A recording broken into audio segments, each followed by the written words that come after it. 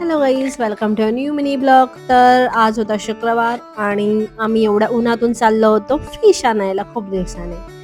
तर इथे फिशवाले खास वसईवरून येतात या दोन काकू. खूप छान फिश मिळतात इकडे. तर आम्ही फिश बघवतो इथे काय काय. तर आम्ही इथे पॉपलेट घेतले होते. तर छान होतं पॉपलेट. तर मी इथे इन्स्ट्रक्शन्स देते की मला असेच कट करून द्या, तसेच कट करून द्या, असे इन्स्ट्रक्शन चालू होत्या माझ्या. त्याच्यानंतर आम्ही फिश घेतले आणि आम्ही निघालो घरी. ते बघा मग असे कट करून देतात. मी 2 कट करून घेतले होते आणि 2 असे चपटे ठेवले होते, छान वाटतात. तर इथे फिश आणल्यानंतर मी आता त्याला क्लीन करण्याचं काम करते, कारण मलाच करावं लागतं ते क्लीन. तर इथे मी फिशला मस्त कोकमचा आगो लावून ठेवत आहे थोडा वेळ. त्याच्यानंतर आपण इथे वाटण तयार करतोय. वाटणामध्ये मी ओलं खोबरं, लाल मिरची, धणे वगैरे टाकून त्याचं वाटण करते. जगभरचे आपले मसाले यूज करते. हे फिशसाठी करते मी. फिश फ्राय करण्यासाठी लावायचे मला. त्याचं सारण तयार करते मी.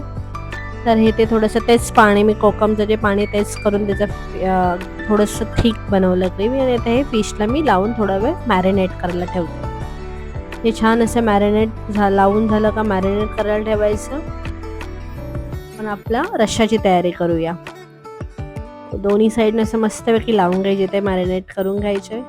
इथे आपलं लावून झालेलं आहे. इथे मी पॅनमध्ये टाकलेलं आहे तेल. तेलामध्ये आलं लसूणची पेस्ट आणि जे आपण वाटण तयार केलं होतं टोमॅटो आणि ओलं खोबऱ्याचं, ते टाकून मस्त फिरवून घ्यायचं. थोडंसं उडतं लगेच पहिल्यांदा आपण जेव्हा टाकू त्यावेळेला काळजी घ्या सगळ्यांनी. आणि इथे गरज असेल तरच तुम्ही आपले ते मसाले ॲड करा, अदरवाईज आपली जी लाल मिरची असते त्याने खूप छान होतं. मी थोडंसं ॲड केलं, मला कलर पाहिजे होता रेड, म्हणून इथे चिरफळ आणि कोकम पूर्ण वरून ॲड केलं. तर अशी माझी मस्तपैकी ग्रेव्ही तयार होत आहे. याच्यामध्ये वरून मी सोडले आहेत आपले फिश.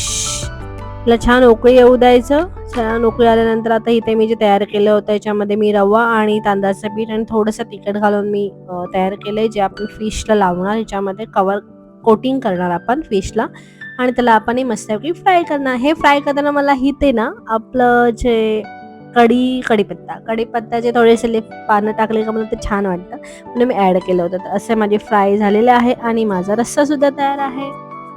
तर आज असा हा होता आमचा शुक्रवारचा बेत. स्वप्नील आता खाऊन त्याची रिॲक्शन तुम्हाला सांगेलच, बघा तर मग.